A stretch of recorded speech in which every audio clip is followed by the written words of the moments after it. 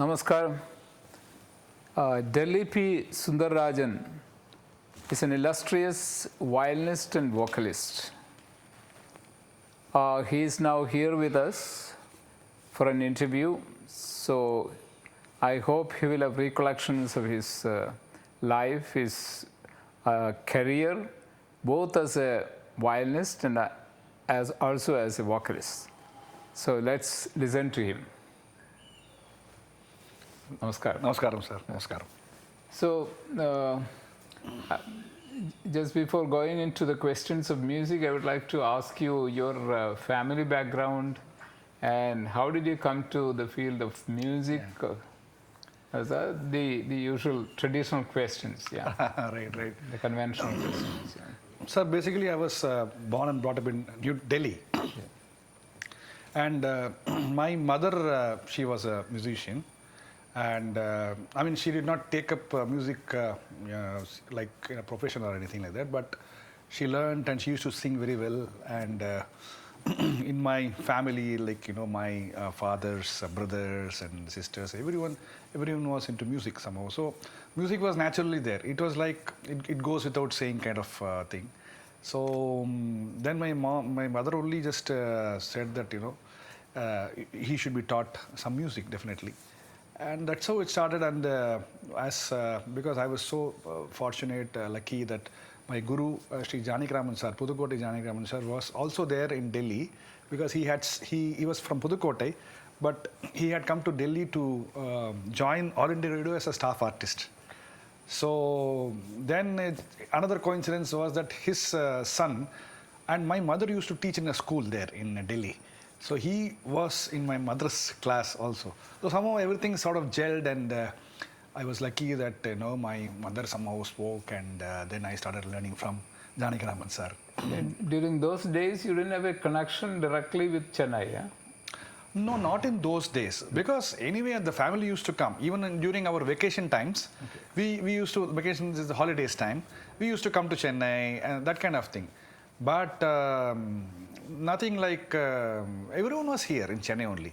All my other people in my family, like all my aunts, uncles, and everyone, they were in Chennai. So we used to come, like once in a year we used to come to Chennai, and you know, my father was in a government service in Delhi. Oh, yeah. So that is the reason he went and settled there. Exactly. But we used to frequent, like every year at least 2 months we used to come and stay in Chennai. Yeah. So you had your early lessons in music from your mother? No, my mother also used to teach me to sing and everything. Right from the way she started teaching me shlokas and all these things. Shlokas with tunes. And then of course when I started learning, it was from my Guruji. My vocal as well as violin, because he was basically both. He used to sing. What's his name? Pudukkottai Janakiraman sir. Pudukkottai, yeah. So he was from Pudukkottai. So he, you know, there is this Ankamali University. There is this famous course called Sangeeta Bhushanam. So my guru was a product of that university when Tiger Varadacharya was there. Oh yeah. And he used to tell me that Tanjavur Shankaraiyer. Of course, I have when I spoke to Shankaraiyer and all, he also said that he knew my guru very well. They were classmates. S. Ramanathan sir, Tanjavur Shankaraiyer sir, and O.V. Subramaniam sir, that is the father of Sri O.S. Tyagarajan. Oh, yeah. And they were all classmates, it seems. Yeah. So all those luminaries in music, Yeah, they were all there. You had an opportunity to interact with all of them, even as a boy. Yeah, definitely. Because they used to come. For example, Shankaraiyer sir used to come, and whenever I came here, I used to go and speak with him, and so many things he used to tell me. And likewise, many people were there in Delhi also for a long time. Like Professor T.N. Krishnan sir was there in Delhi, at least for 5 years, because he used to be the dean of Delhi University Music Department. And then, of course, there we had the famous musician T.R. Subramaniam sir. He was also there in the Delhi University. Then for some time, T.K. Govindarao sir was also there. He was the chief producer of All India Radio. And coincidentally, he was just about 4 houses away from my house. So I used to interact a lot with him. You know, for example, today's Samukhana Nilva, I used to listen to him. I played violin for him a lot. I used to listen to him sing, and actually I learned that from him.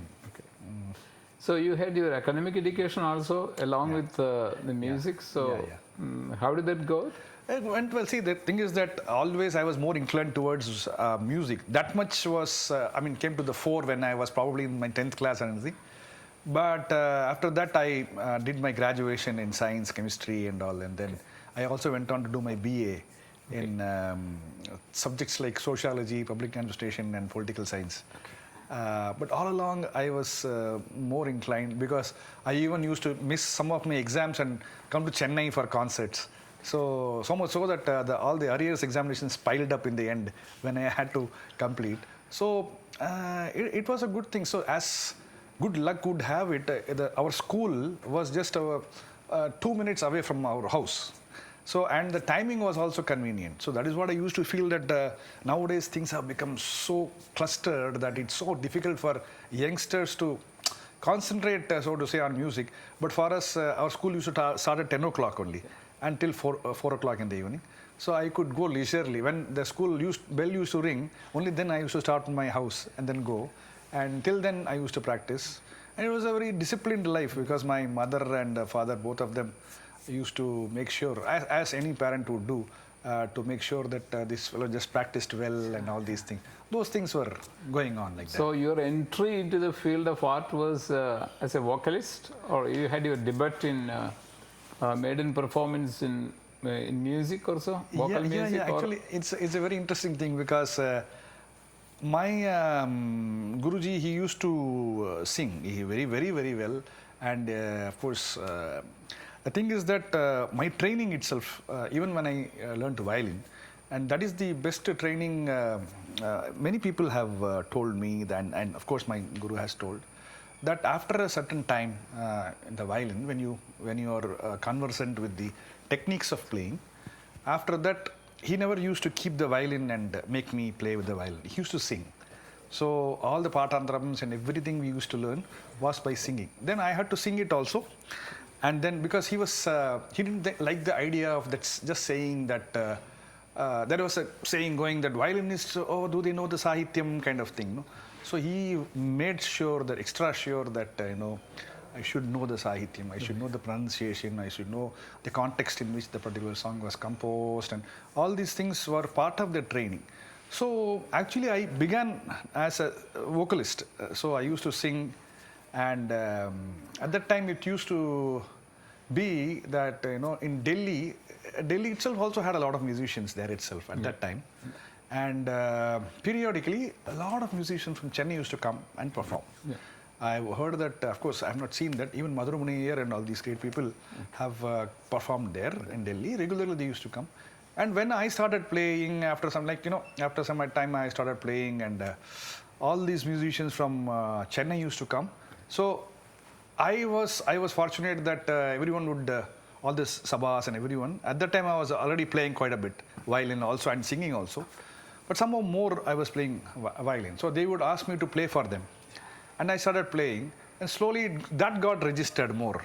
Okay, yeah, that's the reason. So at that time, then it so happened that all the great Vidwans, I was fortunate to play violin for the greatest Vidwans. For example, right from S. Balachandra sir. S. Balachandra, who used to come to Delhi. I have played violin for him. Oh, and then K.V. Narayana Swami sir.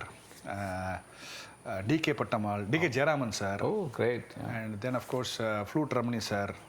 Then Volati Venkateshwarlu sir. Nedanuri Krishnamurti sir. Oh, sure. Even there is one video also there now, Krishnamurti sir, Nedanuri, for, one recording for its... In your younger days, huh? Yeah. That was when I was, I think, 20 years, 18. Yeah, my God, yeah. And then it was some memorable things like when I played with T.N. Krishnan sir. I played 2 concerts with him. Oh, yeah. T.N. Krishnan sir, duet I played with him. Yeah, good. So that got registered, and then everybody started calling me for violin. So then I was singing also. But, as you know, that once you choose that as your profession and everything, then you travel, and it just so happened. But for the last so many years now, again, people have been asking me to sing also. And it is, I feel that it is just a dimension which, as an artist, you are fortunate that if you are able to explore it, So I consider it my privilege that I've been able to do. Both. So whatever I have learned, like the values which my guru taught me, we should take care of, and all these things you are actually able to put it into practice and convey it to people also. That's so you had your lessons and training in vocal music and instrumental music, violin simultaneously. Yes. So I would sing it first. Yeah. Whatever I had to learn, first I would sing it. So he would not even mind if I didn't play it. But he would want to sing. That's great. Yeah. So both are in a way complementary in the sense that the lessons in instrumental music and violin helped Carnatic music vocal, and Carnatic music vocal helped also the playing with the violin. Very well said, so sir. Mutually, it's a kind of mutual contribution. Definitely. Very well said. Because my guru used to say this point, like when you are singing, you are expressing your musical ideas directly, and when you are playing on the violin, you should think that you are singing on the violin. So the expression should be, it is music. So here the throat is the instrument, and there the violin is the instrument. So how you express it, the medium is different. That's what, that is the kind of things he used to inculcate, in me, and that somehow got registered very much. And one thing which I've noticed is that since you could play with, you could accompany all the greatest vocalists of those days. So that itself is a great experience because they all had different distinctive banis. Correct. And you could understand the nuances of the subtleties of each and every bani. And bani itself is something which the South Indian music preserved for a long time. Unfortunately, if you go with the present trends, you can see that the bani is not very much pronounced. Because the vocalists have a tendency to make the whole musical culture a cocktail phenomenon. In the sense that they just take a little bit of KVN, a little bit of MDR, a little bit of Arekuri, a little bit of Shemangudi, then mix up everything, then give a kind of multiple tastes. Correct. All for a kind of feast which is having so many different tastes, but at the same time, the profundity of each bani is being lost. You are right. I totally agree with you, because at least I feel that, see, every artist, so to say, will have some kind of an attraction towards a particular style, maybe. But like you said, when you start listening, I think the journey should be such that at least when you start singing, is that you are into everything, you like everything, and you want to do everything. But after some time, that it should stabilize. And I feel that even if you do that, after some time, as you keep singing, I think it is a tough thing. You have to discover yourself, like how you are able to do justice to a particular style or whatever it is. Then after some time, you develop your own thing. Even if you consider that these things are, I think that is what goes missing, that after some time this journey should continue, and they should sort of realize what they are doing, and then try to come with their own style. This was very well, because as you rightly said, so many musicians have had the privilege to move with the senior musicians like T.N. Seshopalan sir, Shankar Narayanan sir.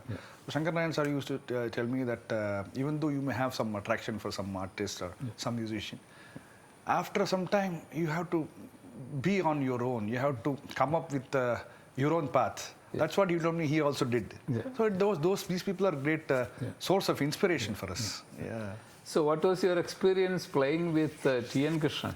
Because he was then one of the three great maestros in the field. The other two were Lal Gudi and M.S. Gopalan sir. It was a great experience, because I never expected that I would get such a golden opportunity, because I had basically gone to listen to his concert, because he was coming to Delhi, and every month at least, some great artists used to come from Chennai, and I had gone clad in my pant and everything to listen to the concert. Then I was told by the secretary of the organization that there was one Karnataka Sangeeta Sabha in Delhi. Many big organizations were there. That no, you have to, Sundar, you have to go and get your violin because you have to play with. I was very small. I'm talking about, I think 69, 79. I think I was about 14 years old. 14 years. Yeah. So then I went home and then he said, the great people are so magnanimous, after I came with the violin and everything, he said, he asked me, what are the varnams you know? I thought it was a test for me, and I was saying all great things like, I know Kambuchi Tala Varnam, I know Viribodi Varnam, and I play 2 speeds, and not so eloquently, because, once you see great people and you are so small, you cannot speak at all.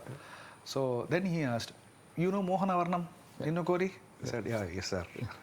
So he played, and so encouraging, and because I was all, so terrified and sitting, and then he took me so nicely and made me play Raga. So I knew that portions he was, great people, they know how you play. Instinctively they can understand what you're doing. Yeah. So after some time he made me play solo Ragam portions. Malayamartham he played. I remember.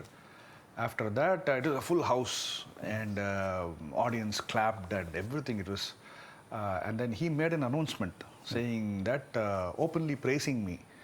So that was all a big boost for me at that time, because after that people started noticing me so much, and then I was called for so many concerts and things like that. Then at that time he said, this is another great thing. He said that, okay, today I just called you just like that. He told the Sabha secretary that we will have one more concert where we will announce it. We'll put it in writing. We'll put the cards, invitation card. His name should also be there. Like that, immediately next month, another concert was there. So for that, the first one, T.K. Murthy sir played Mridangam, and Subhash Chandran sir, he played the Ghatam. The next month's concert, T.V. Gopalakrishnan sir and Harishankar sir. Oh, yeah. Did you also have a chance to get exposed to the Hindustani music? Yeah, very much, because at the time in Delhi, we used to have so much Hindustani music also going on, and I also worked in All India Radio Delhi as an artist there, for 3 years. Yeah. So all the great musicians who used to perform, they were all there in All India Radio. We used to have a division called Vadyavrinda, where great composers used to come as guest conductors, and people like Pandit Vijay Raghav Rao and all these people used to come. And there was another great composer, S. Gopalakrishnan sir, he was there in this Vadyavrinda. So there, all the Hindustani musicians used to be there. So we used to go day in and day out. And even before I joined All India Radio as an artist, I used to go there because my guru was working there. So he used to call me, and I used to go with him. So I used to see all these people, and it was nice that they used to talk about music and all these things, and then these interactions used to happen between Hindustani musicians and us. So we used to play a lot together. We used to perform a lot of jugalbandis together, and then that way we started discussing, and that learning process, I learned just like that, the nuances of how you should handle Hindustani ragas and things like that, which is very useful for me.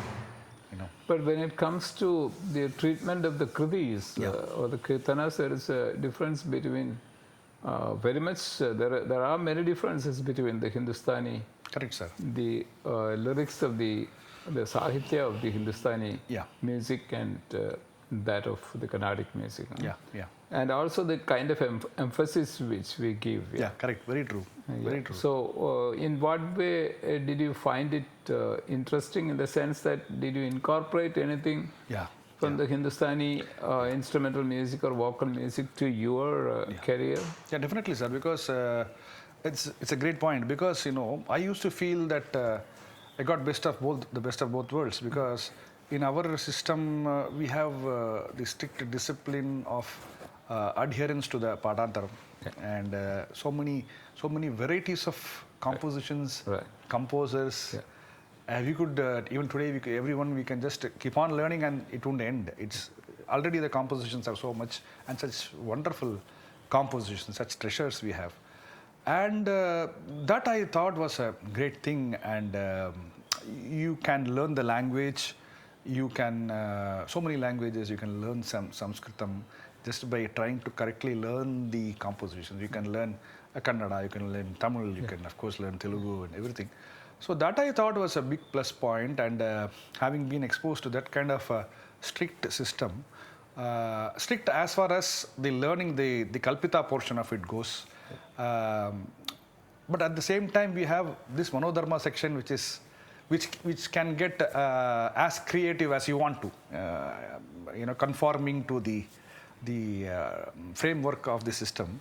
So that I thought was very beautiful. And then when I listened to Hindustani music, like the nuances which they used to have for the swaras, and the way they used to approach a raga, and we used to have this kind of discussions in the radio station. Okay. Like for example, just I think I will illustrate it with a small example. For example, in Kalyani, if the Kalyani raga is there, we'll give all the traditional gamakas. Okay.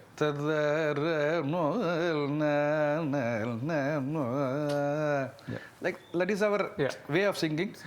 Kalyani without all these intricate gamakas is not Kalyani for us.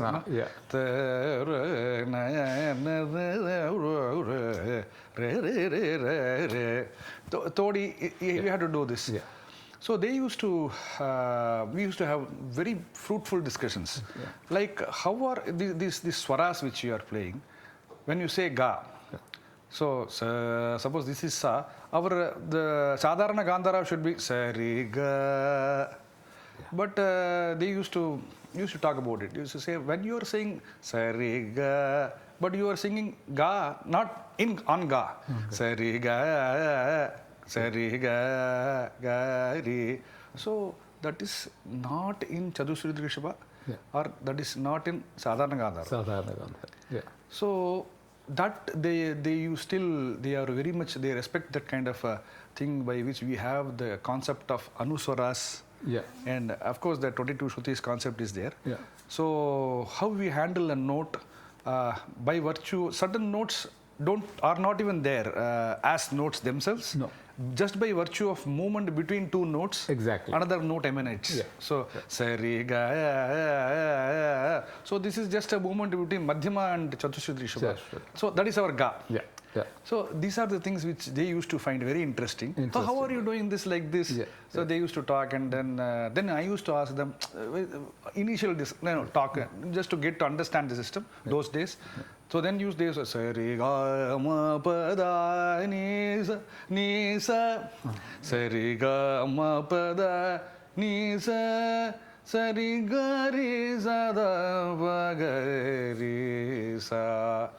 Or Sari Ga Ga Ma Pa Da Ni Sa Da Pa Ma Ga Ri. So, for example, Maru they sang, it'll be like this. Or Yaman, they used to sing, no? So, then I learned that the system is like when we even utter the notes, we will say the notes before we go to the spot. Sari. Here itself we will say Sari Ga. We have not even reached Ga. Ga Ma Pa Da Ni already we are saying. Ni Sa Sa Ni Da Pa Pa Ma Ga Ri. Here they will do Sari Ga. After reaching, they will say the Ma Pa Da Ni Sa Ni Da Pa Ma Ri Sa. You mean the difference lies in the gamakas? Definitely, sir. I think so. I think so. The gamakas are so different. Their approach to and the character of their gamaka, both are different. Definitely, sir. I think that is the main difference. Because even though we say that it's not anything but it's variety, I think, because even though the notes under the sun are all the same, it could probably be, except for certain systems of music which could employ certain other microtones as well. We are basically talking about the chromatic scale, which are 12 note positions. That is universal. So if you that way, if you listen to any music, it has to follow some system of swaras. People may call it differently. Sure. But even though we may say that the notes are the same, but it's so different in terms of variety. So gamakas especially, because our Carnatic music, without gamaka, with the devoid of gamakas, it's not there. No. Also, the hundreds of ragas which we do have are mostly based on the differences in the gamakas. Exactly. But when it comes to Hindustani music, that's not the case, you mean?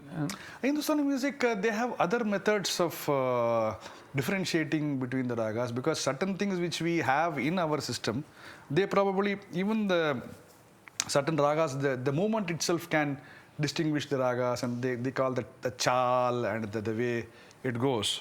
So, but we have a specific arohanam and avarohanam itself like that. So I feel that the kind of gamakas which they employ, they do for all the ragas.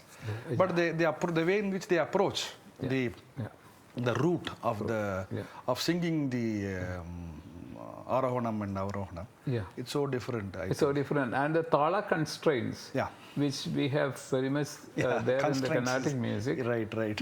I think they don't have. I don't have a practical knowledge about it, but from what I have listened to, I couldn't understand. What I could understand is that tala and tempo. Of course, they do have a system for that. But when it comes to the use of talas, if it is teen tal or whatever it is, they can exercise lots and lots of freedom. Correct. Whereas Carnatic vocalists do not have so much of freedom. We have a more stricter system of framework of the tala, and they will mainly the tabla will be there. So depending on everyone has to learn the tabla bowls. For every tala will have a different tabla bowl. So they will do the tabla, and accordingly we have to follow the tabla. They are the talam keepers. So here everyone has to put the talam. And such a even though we may say, for example, teen tal, if you say it is a variety of count of 4, So, but there they have something like kaherwa and so many things which are subdivisions in that 4 itself, and so many types of things, but pertaining to a simple system of 4. So that itself will have so many things. Like that. But we have 7 talas, like 135 the divisions, and 108 talas, and so many different things. There are so many angas in the tala. So that is a very complex kind of system. That could be the reason why perhaps the music of Hindustani music, and it's more meditative in a sense than Carnatic music, because Carnatic music also has to follow the arithmetics very much. It also has to concentrate on the tempos that are used, and so it's very much mathematical oriented compared to Hindustani music. Do you think so? Yeah, sir. Actually, I would just think that. See, for example, again, we have this time theory. There's some concept which people used to always ask me that time. So every time the Hindustani musicians would have a particular raga to be sung at a particular time only. They won't do otherwise. Saaya ragas. Saaya raga. So, but it could be that we also were following, but nowadays we are singing. We don't so much attach importance to that. Even though we also have, for example, Reva Gupti can be sung in the morning and that kind of thing. And another thing is that I feel that so many elements to that to our music is there, and everything is very well developed.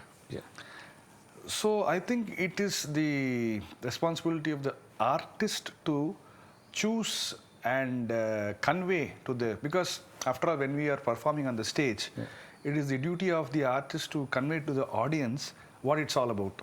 So we may have certain feelings, and whatever we feel are the true values, we have to convey to the audience. So I feel that all the elements of our music are so well developed. So if it comes to, like you said, arithmetic, we have Yeah, so many things like we call in Tamil, we call Kanakku and Korvais and all these things. Yeah, yeah. But it is not mandatory that every artist should do that. Yeah. So there have been very great musicians who have not done anything at Exactly, all. yeah. Not to say that they don't know it. No. Though they would have learnt it very much. Yeah, yeah. But what their mind tells them, Exactly. they will go with that. You think that you are very much into the music, then you have your own mind and your own the kind of flavor which you want to lend to your music. Yes, So people can decide and how it fares with the audience. Yeah. So I would say that, for example, MDR sir. Yeah. MDR is an excellent example. Yeah. So he totally, raga based, melody, Saukhyam, Yeah. and Kaladharan Swami. Then there are other musicians who concentrate more on also on the rhythmic intricacies of the Intricacies like Sheshagavan and He's a master, Krishna. Balamurali Krishna sir. So all these great people, they have chosen their own paths and they are well known for it. Yeah. So, for example, Sheshagavan sir, he would sing, he was adept in doing anything. Like, for example, he would sing, explore raga to the fullest. Name it, you go to Neraval, he will explore it to the fullest. Kalpana Swarams, he'll do just to, whatever is there. Ragam, Talam, Pallavi, whatever is there. So, how the artists want to take it. And if you want it to be really meditative and all those, so the system provides for all that. Provides for all that. If you just take, for instance, the Darbari Kannada which you sang today, the Darbari Kannada which the Carnatic vocalists sing, that is different from the way the Hindustani vocalists treat this particular raga. Not only this raga, if you take any other raga like Mand or such ragas like Valachi, for instance. Or Kalavati, they call it. Kalavati, that's a Kalavati. So I think that one more thing is that in Carnatic music, we are able to have a taste for slightly different kind of feel also. Like, for example, that Darbari Kannada, when we sing, so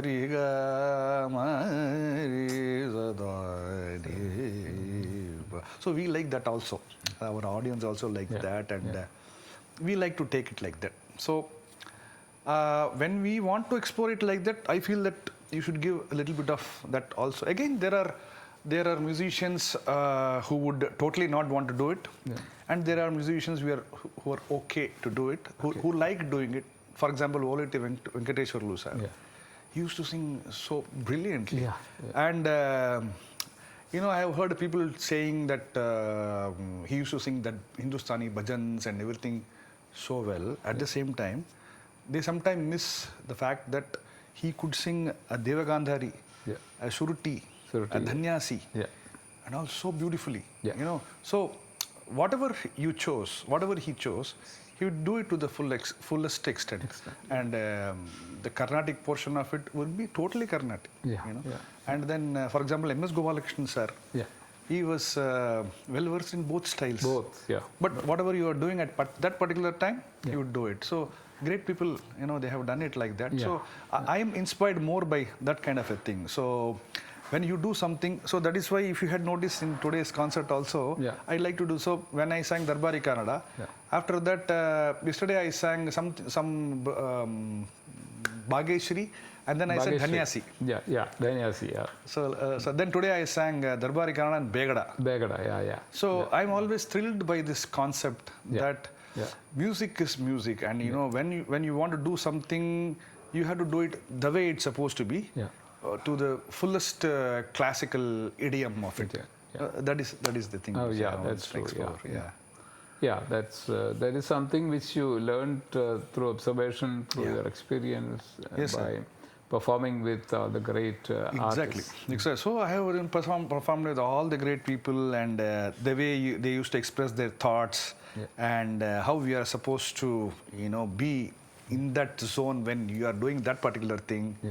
And then also moving with some Hindustani musicians, Yeah. and then trying to see, each artist will have this kind of thought process and some kind of self-discovery where they would experiment with so many things. You know, at home when we are, I think it's a 24-hour thing. Yeah. Like we are walking, we are sleeping, or we are eating, whatever it is, some thought will constantly be going as to what are the things we can do. Yeah. Yeah. So if I sing some raga, so in my audience, there are different kind of people. Like, you know, some people will like something, and then when you do something, oh, this is too much like this, and this is too something. People will sometimes want variety. Yeah. They will want speed, but some people will be more towards it being soothing and soulful. So when an artist performs on stage, his responsibility is so immense, and that you have to cater to everyone. After all, you have to perform. Yeah. So that is a very good training ground, I feel. Yeah. I was listening to Ustad Bismillah Khan's Vrindavana Sarangi and Durga. Oh, okay. The way he was playing these two ragas, I found very exhaustive, in the sense that he just navigated through all the contours of the raga in such a way that there is nothing left afterwards. Correct. But whereas when the Carnatic vocalists or the instrumentalists, they use these ragas, Durga and all these ragas. Yes, Durga or Vrindavana Sarangi or even Desh, they just do concentrate on certain elements of it, not exhaustive, in the sense that there are some some highlights where they concentrate. So that the raga will be known to us, to the audience immediately. Correct. But then when you listen to the Vrindavana Sarangi of Bismillah Khan, those people from the south, for me, a person who has had so much of listening experience of the vocalists and instrumentalists in South India, when I listened to it, then I couldn't at first make out Vrindavana Sarangi because he was just going through the outer portions of it. Then he was slowly coming into the supposed to be main portions of it. But when we sing, when the vocalists of Carnatic music sing, they immediately go into those key elements which show the true face of the raga. Correct. So is that a kind of difference, or is that a kind of a culture that we developed? Yeah, I think my guru also used to say, like any Carnatic musician, great people will say that they will say immediately, as soon as you start the raga, immediately you have to play the characteristic prayoga of the raga, by which immediately everyone will know that this is this raga. That they will say. And all the gamakas, everything should be in such a way that people should immediately know. For example, if you say it is going to be Madhyamavati. Madhyamavati means the stalwarts, the great gurus and all musicians, they would not tolerate if you just play only the scale. For that matter, no raga should be handled in a scalar kind of a way where you just only think of the notes. For example, Madhyamavati is a sa re ma pa ni sa sa ni pa ma re sa. But if you say it like that, it is not at all Madhyamavati. No, not unless you do then Madhyamavati comes. So immediately shaking the Madhyamavati comes. So they would concentrate on doing that. Kalyani same re. That it should not be shaken in Sri Ragam. But in Madhyamavati, it is not so plain. It should be shaken. Should be. So these are the things which you have to know by experience. Of course, they will teach you, but unless you learn the composition, like sometime back you were talking about the compositions. So this is why I think compositions are of such great value in our music, because we are guided by it. If I want to say this Kokila Varali, which we did today, so I should know the composition. Yeah. Merely knowing sa re ga re ma pa da ni da sa da ni da ba ma re ga re. So it won't help. Yeah. Unless I learn the song, how the great composer has composed it, and what is the way in which the movement happens, the phrases go. So, like you said, we do place a lot of importance on understanding the raga by its prayogas and understanding the intrinsic gamakas which are there in that raga. What are the most important things to perform or to sing when you sing a particular raga? This you have to do, that we know. And then in Hindustani, I think when you talk of exploration in detail by the great Hindustani musicians whom you are talking about, Pandit Bismillah Khan ji, and I think in Brindavana Saranga itself, our Brindavana Saranga is slightly, actual Brindavana Saranga is slightly different, where you have the presence of, small presence of, in traces of Sadharana Gandhara also. Sadharana Gandhara is there. So, and Nishadam? the Nishadam we have taken, we sing it as Brindavani. Exactly. Exactly. So the thing is that we like the way it sounds. So we have incorporated that also into our system a little bit. So it would be probably called a light ragam or something like that. So a musician can do, nowadays we are also singing even ragam talam pallavis and all in those kinds of ragas also. So we have taken those things, and Hindustani musicians also have taken certain ragas from Carnatic music, like Hamsadvani and Sadaka Bhairavi. Sadaka Bhairavi also they have. They do have that. Kiravani is there. Kiravani, So like that. So this kind of relationship between both systems of music, I think is really good. By listening to your Kokila Varali today, what I have, because I didn't listen to it much except this Mussoorie. Yes, Mussoorie is who immortalized it. Yes. Of course, but when it comes to such kind of a raga, I have noticed that it's a bit risky. It is. It is, because then you have to be very conscious.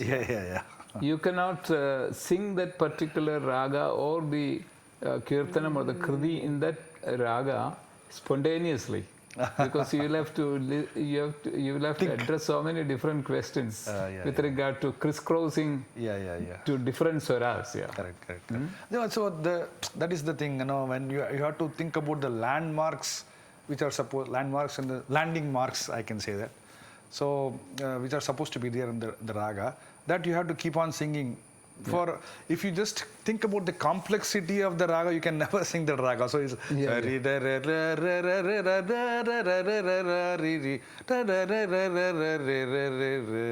so the great people have sung it. Mussoorie Subramani here.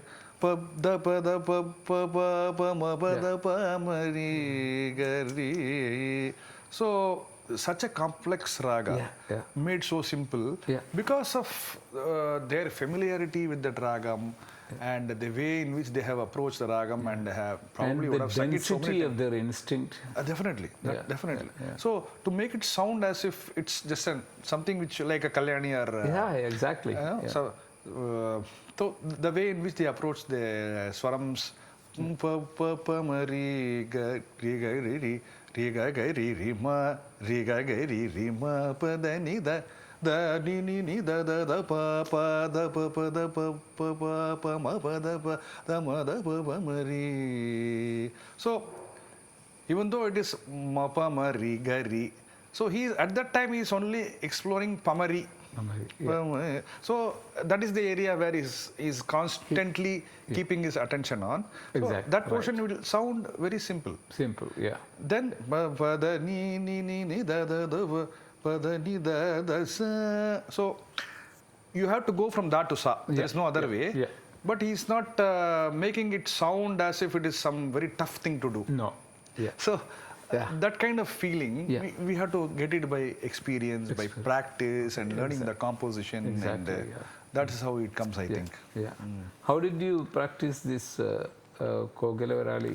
You did practice it for a long time? Because I have always been fascinated by this ragam, because the way somebody could conceptualize this raga in the way in which Tyagaraja has done. and put the composition like that. It's always thrilling. Yeah. So I was always fascinated, and then I learned that song. Yeah.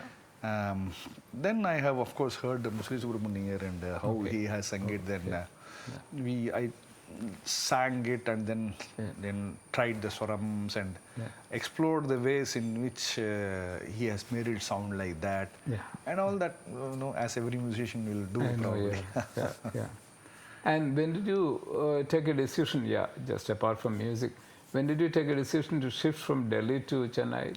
Actually, that was in 1994. Basically, at that time I was working in All India Radio, and then it so happened that many senior musicians were calling me for violin to play for them in Chennai.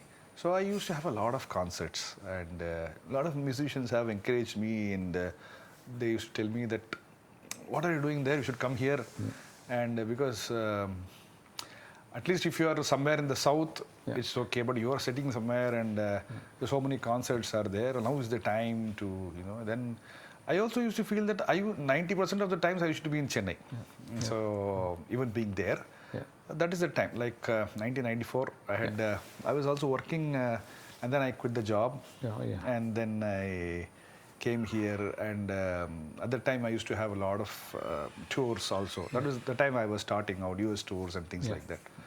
So such a tour also came for me, and then I decided that I should be coming to shifting your Chennai. base to So Chennai. immediately all the musicians, they wanted me to accompany them, and immediately I started playing a lot of concerts.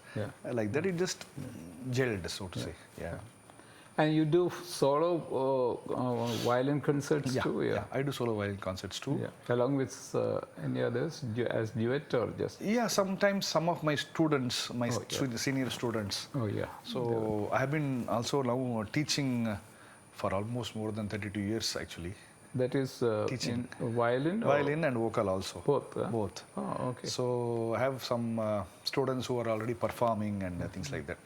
So I will take some student to play with me as a duet. Or sometime, recently I had a concert in Los Angeles in US, where because it was a 40th anniversary of one of the organizations there in LA. So Los Angeles, it's called South Indian Music Academy. So I used to teach there.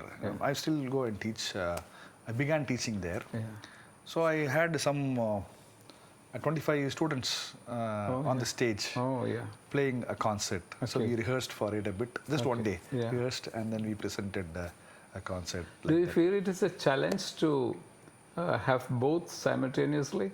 That is, practicing or performing on the violin as well as singing and teaching both, because these are all, in a sense, these are all the same, but in a different sense, it could be a different benchmarks. It could be, but I somehow, since I have been used to it since the very inception of my, not only my career, the way I started learning. So at the time itself, it was made evident to me by my guru that it's an integrated kind of system, like you said, complementary to each other. So I sometimes feel that it is an advantage because you get to explore so many things, and I feel it's like an exploration. So you are on stage, you are playing violin for somebody, and the way the musician interacts. I play some phrase, and the singer sings something, and the way I play. So what is my responsibility as an accompanist? How should I make the concert? So the sole responsibility of, or the duty of the accompanist is to make sure that a concert is a success. So what are the things I need to do for that? For example, when the vocalist is singing something,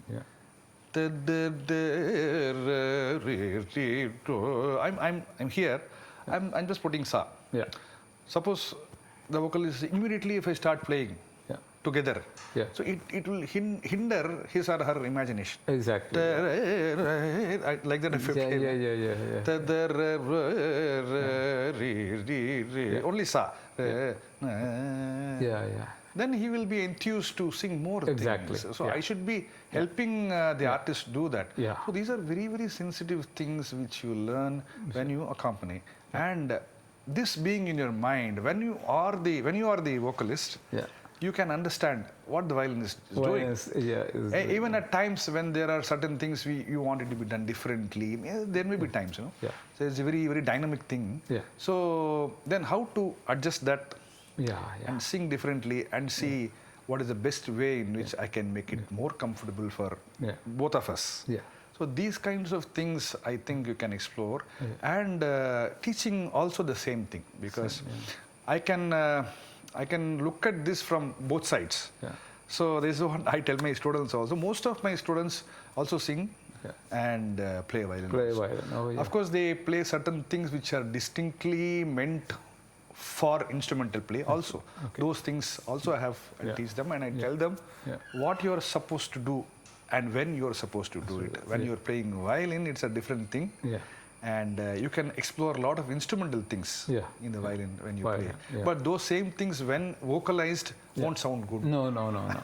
Yeah. Some things which you sing on vocal, when you play on the instrument, it will sound good. But not the other way around. So these are some very nice, nuanced things. Yeah, these are lessons of discretion. Right. Which you rightly understand when you are in both. I think both that is vocal music and very thrilling for me actually. When you see both sides, how wonderful it is, and how you can do so many things. In that, it is. I think it's so very interesting. It's a bit surprising, because I see that these two singers, Ranjani and Gayatri, they were playing violin for a long time. But now they are not playing violin anymore. They are only singing. Right. I haven't seen them playing violin for any of the concerts. Same is the case with Akare sisters. Akare sisters were playing violin for a long time, but now they are not playing. They're singing. Of course, they are playing. Of course, Subhirishni playing for T.M. Krishna sometimes. A few other artistries accompanying, but generally they have given it up. But you have taken it as a challenge or a kind of... I don't know, Kaladharan sir. I think it is just a matter of the artist's individual decision, I think, what they want to do. Sure. So, but I feel that, somehow I feel that there's so much there in both things. So, I feel that I'm just exploring it, So I like doing both. And by God's grace, people like what I'm doing also, and I'm being called for concerts and everything. So I think it is very thrilling and exciting to explore both things and still keep performing. Both. Both. So that I like very much. That itself is a blessing. It is. Because usually people just leave one for the other. Right. But you don't do that. Sometimes it can be because of a person accepting a particular branch, many concerts at the same time or something like that. They have to travel with that. Sometimes it takes them like that. Like what happened with me, I told you about my singing. I used to sing when I began as a vocalist. But then I started playing violin, and all the senior musicians called me, and then I also liked doing it. So it just went on like that. Sometimes in the course of things, it just happens. It just sort of happens that way. But then there may be times when it could be that you are called more for singing. So I think it is just a matter of whatever happens at one particular time. Maybe it's a thought. Could be. More than the artist himself or herself deciding about anything. It could be one of the things. What about the attention span of the audience? Because when you go and either play violin or sing, then you can see that the audience, what's the difference between the audience of your and audience of the day? Because see, it goes without saying nowadays, the cell phone being what it is, everywhere everyone has a cell phone, and those distractions are there. But still, avid listeners, serious listeners won't do that. And those days, there was no such thing, I think much lesser distractions. Distractions, And but even today, there are people for example, the kind of audience we got today, or yesterday, or all the concerts which happen here in Saaya, which Unikrishnan ji is arranging, and he has this group of people who are so into the music, and they come for the music. And such people, you won't find them getting distracted or you know, so much into it. They want to, like I told you, like all the compositions which I sang today are the requests of everyone. So the artist also feels so happy to perform in such a place where everyone is so keen to, instead of just feeling, oh, he's just singing something, okay, 2 hours he will sing, just sit and then we'll think of going home. Not like that. No. They are all, they want, oh, you should sing this song. In fact, they will be looking, fighting among themselves.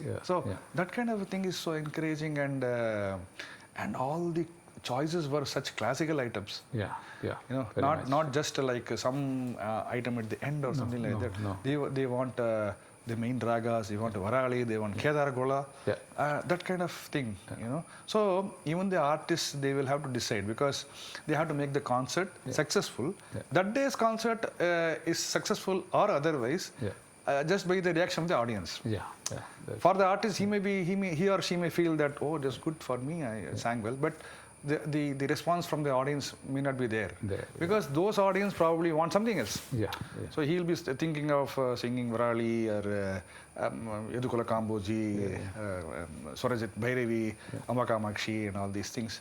But if they want something else and he sings this, it's not going to work. But artists are all very receptive to the audience. They will immediately, that is how we do it. So once we start a Varnam or something else, we immediately see the pulse of the audience. So that is the reason in our concerts also, when we used to perform in venues abroad, even here sometimes. So they will switch off all the lights in the hall, that auditorium. We cannot see who is there. It's as if the hall could almost be, vacant for all we know. So there is no reaction. So we say that switch the lights, audience lights also on. We want to see their faces. We want to see the interaction. If I sing a Sangati, I want to see how it reaches the audience. How is eyes light up at that time. In fact, it is not playing to the gallery. But it is actually reading the sensitivity of the listeners. That is necessary for for ensuring a kind of intimate association between the singer or the instrumentalist and the audience. Exactly. So yesterday, it all happened so well that everyone was so much into the music and whatever you are singing. So that kind of audience is also there. So depending on the place. Kerala, you might know, that has a distinct musical tradition. Apart from the influence of classical Carnatic music, which came through Swati Tirunal in the 19th century, and afterwards, of course, Harihesa Nellur, Thaya Bhagavathar, and Shamangudi came, and they were the two who initiated the musical culture in Travancore in South Kerala. But parallel to that, we have a singing tradition in Kerala called the Sopana system of music. This instrument, Edakai, is used by the temple caste communities for singing the Tyanis or Kirtanas, Ashtabadis, or some Kritis in praise of, Kirtanas in praise of goddesses. So that musical tradition is there. So there are some specific ragas also. But those ragas do not have swara culture. And that means in which association can it be categorized? That is not yet ascertained. Ragas like Gaulipant, then Puranira, Samadhamalahari. These are the kinds of ragas which we have here. So do you learn just by listening to the melody, and that way it is taught? Not formerly, it used to be when someone is singing in the temple or so, that guy's son or somebody or nephew, he might be accompanying this one, and they might be listening to it, and finally after some time they will also take it up. Correct. So it's all kind of listening culture, not based on a kind of strict adherence to the rules of training and all this. But later on, the training culture also developed, probably because of an influence from the Carnatic classical music tradition which developed in Kerala. Okay, okay. But I was just wondering whether you can identify one of the ragas or one or two of the ragas which we have, which the Kerala, those people who consider themselves to be champions of Kerala music, they claim that this kind of a legacy is something to be preserved. Okay. That means some of the ragas, there were many ragas, it is said, prevalent in Kerala, but most of the ragas disappeared over time. Okay, okay. Due to so many reasons. But a few ragas survived which are used in Kathakali music, Okay. vocal music, like Gauli Panthu. Kalabut. Yeah, but the moment you sing those ragas, this can be equated to some ragas in Carnatic music. Or in Carnatic music, there might be a different raga Right, in the same name. right, right. Like right. Gauli Panthu Gauli Panthu is there. Is there. But But I Gauli don't know Panthu in Carnatic music, can you just... Sari ma pa ni sa ni da pa ma ga ri ti ja ga ra da ta ra ra ra ra ri ri ri ri ri. So this is our. Okay. But I've heard that this Gauli Panthu itself used to be sung with Shuddha Madhyama also. Sari ma pa ni sa ni da pa ma ga ri sa. Oh, yeah. Sari ma pa ni sa ni da pa ma ga ri sa. Oh, yeah, that's the Gauli Panthu in Carnatic music. Yes. Here the Gauli Panthu, I can just Yeah. hum a little. Please, I cannot please. sing. Please. ഒരു നാളും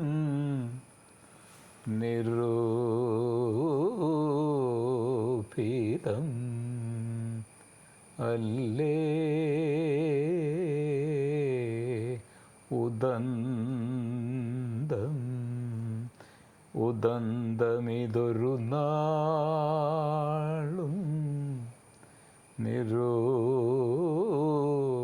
നിരൂപിതം അല്ലേ. So, what about the other portion of it? Karuna കടാക്ഷമെന്നിൽ പുരവൈരി സംഹരിച്ചോ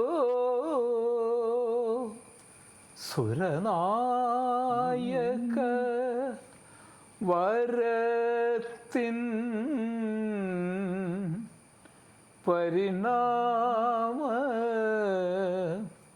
ഈദൃശമോ.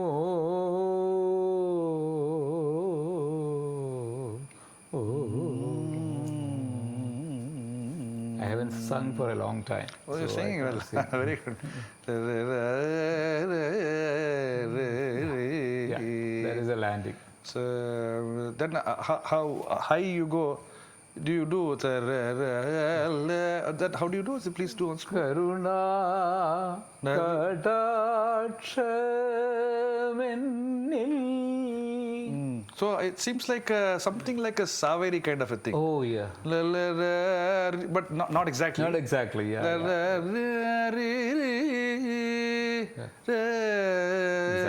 That's the way. That's the way it is. Something like a Malahari, Yeah, Saveri Malahari. kind of a thing. Yeah, It's exactly. something like that. Yeah. Yeah, it's quite different in. So he basically, but I think you were singing so well. No, I used to sing a little bit, but now I cannot because I haven't sung for a long time.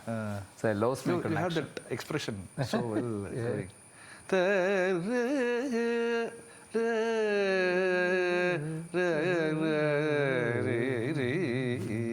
Right, like this too. Yeah, exactly. So exactly a combination of something like a sari ma pa da sa sa ni da ma ga re sa.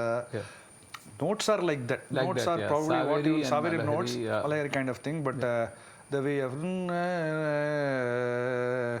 like that you are saying. Yeah. So it's an expression, Yeah. I think. But Gauli Panthu is very different in Carnatic music, yeah. This is called Gauli This is Panthu. Gauli Panthu, yeah. The name is the same, Oh. but then the way it is sung is different in Carnatic music. So there are ragas like that. So Amandamalahari is another raga, which is also this, which is very distinct in a way, but I don't know, in Carnatic music there is an equivalent of it. There might be, that's possible, yeah. Okay. Vande Mukunda Hare Jaya Shaure Santabahari Murare Dwabara Chandriga Charchidamam Nin Dwaragapuri Evide Pilitilakavum കോലക്കുഴൽ പാട്ടും Ambadi പൈക്കളുമെവിടെ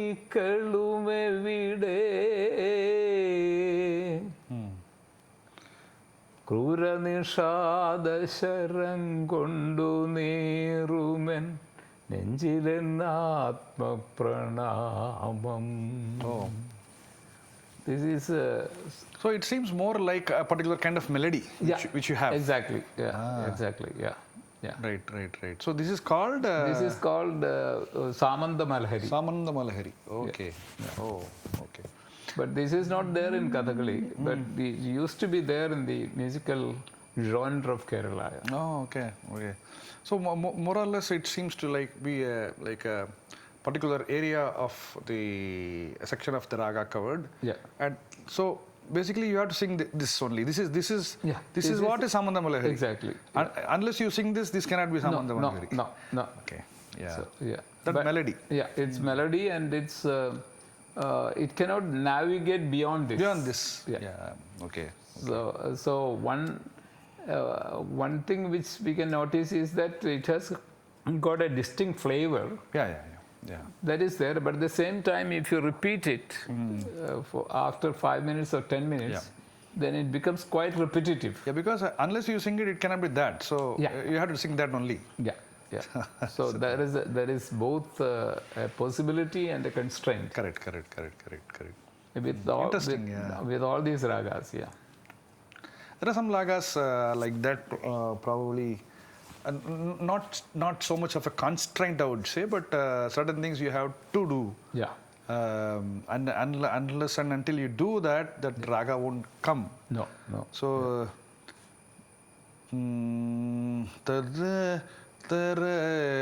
so we just sang Sri Ragam. Yeah. Ranganayakam Bhavaye Ham Shri Ranganayaki Saaya Tum Shri Ranganayakam. So you have to re ta na na na na na na.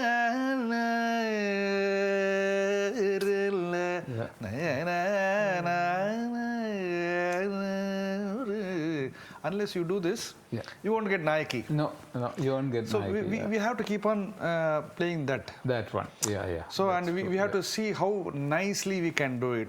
Instead of rather than it sounding monotonous, we have to find a way in which you can do it nicely. Yeah. At the same time, Nayaki. Yeah. Rima vadava risa vada ni dava mari ga risa. This has to come. Yeah. So we have to find the kind of exploration you can do is probably limited, but still you can do quite a bit. Yeah, that's true. Yeah. Because of the fact that these phrases have to be there, and you cannot shake it also. No. But, if you do it like that, too much it sounds like darbar. These two ragas are so close. Immediately darbar will come. Ga ga ri sa ni ni da ba ma ri ga ga ri sa darbar. Ga ri sa da ni da ba Nayaki. Yeah. So this is the kind of things. Is so subtle. Yeah. Since it is so important and everything depends on your handling the gamak, the swaras that way. Yeah. You have to do it. Yeah. which probably can sort of be restrictive. At the same time, you can do quite a bit. Yeah. So that's the kind of thing. I could draw a parallel like that probably. Yeah, that's Some true. ragas. Yeah, some ragas, yeah. Like that. Hussaini and probably Yadukula Kambodi. But still you can sing for a long time. That's But certain things have to be done in certain ragas. know, And there are certain ragas where you have to follow certain Aravana Krama also. Kramas, yeah. So we say that we should not place so much importance only to the Aravana and Avaravana. No. It has to be with the Prayoga. Prayoga, yeah. But for example, there is one raga called Balahamsa. Oh, Balahamsa. Balahamsa. Oh, yeah. I haven't heard. So, Ikaka valasina de mi manasa Sukhamuna nundavade mi manasa Sarima padasa sanida pamari magasa. Oh. So you have to keep on singing Magasa. Magasa, yeah. So Akhilanda Koti Brahmandana Thudu Antarangamuna Nelakoniyundaga. So Akhilanda Koti Brahmandana Thudu Antarangamuna Nelakoniyundaga. When the great Lord is right there inside you, what more do you want? Exactly. Yeah. So it is when the Sarim. If you sing it, Akhilanda Koti Brahmandana Thudu, if you do it like that, what happens? You are doing Magari Sari. It sounds like, at that place, it sounds like Sama. Yeah.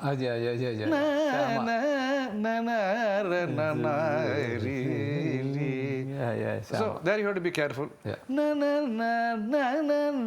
Magasa Nidava Dandamu Pette Nura. Kodanda Pani Jodara. Balamurali sir used to sing. Oh, yeah. Again, Balahamsa. Balahamsa. He made it very famous. Yeah. So like that, now you are forced here to follow the Arana because that gives the raga. Raga, yeah.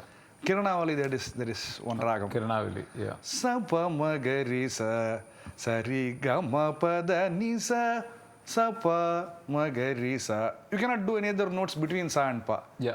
Padanisa ritsa, pa magarisa, padanisa ritsa, pa magarisa. So you cannot do Sani Dapa Magarisa. No. Like this raga I sang today, Simhavahini. Sagama padanisa, Sani Dapa Magarisa. Only difference between Sarasangi and this is that it doesn't have Sariga. Sariga, yeah. Saga, so in these cases you have to only follow the Aronam. Otherwise, the Raga goes off. Raga goes, yeah. That means there is a possibility and also a constraint. Yeah, it is definitely. You have to be very conscious while singing these kinds of ragas, which do not give you so much of freedom in terms of swaras. Correct. That's true, yeah. And as a concluding remark, I should say that Dikshitar is a composer very much loved by the lovers of Carnatic music in Kerala. Oh, okay. And Sheshagopalan sir told me some years back that of the whole concerts I do every year, 40% concerts I do in Kerala. Correct. And here, most of the main kritis Sanskritam. center on Dikshitar. Yeah. And people, because the slow tempo kritis, kirtanas, segments of percussion music, the drum music tradition in Kerala, all these are primarily anchored on slow tempos. Right. It has got its own we have, because regal feeling going into all the details of it. Right. So there is for our temple orchestra, the time beats, the total beats to begin with will be 986. Oh. Finally, when the tempo rises, it finally comes to 7 and 3.5. Oh, okay. Right, so it progresses from there. 896, and then it comes down half of it, then half 224, then 112. It's going like that. Huh? Yeah, like that. So even for Kathakali also, this art form which you yesterday. Oh yeah, it was wonderful. Yeah, most of the items that have the quintessence of classicism. Yeah, these are all slow tempo. Correct, correct. It has its own wonderful charm, the slow tempo. Yeah, that's why Dikshidhar is one of the favorite, maybe the most favorite composer here. for the music lovers of That, Kerala. that shows the refinement and the appreciation of true values and the subtleties of music which the audience of Kerala have. And which is very good to see, because even the artists would like to perform such compositions, and if they'll start liking it like that, what better thing can there be? Especially where I was talking about compositions like Ranganayakam or Sri Ramam Ravikulabdi Somam. There's one Narayana Gaula. Are very regal, slow tempo compositions, which has to be rendered like that only. So the audience, if they are liking it, and the artist feels free to sing it like that, and still have the confidence that the people will like it. That's the greatest thing. Great. That would be great. So it's so delightful talking to you. Thank you so much. We'll continue this conversation. Really. After an interlude or so. Thank you so much. Thank you so much. Really appreciate it. Thank you.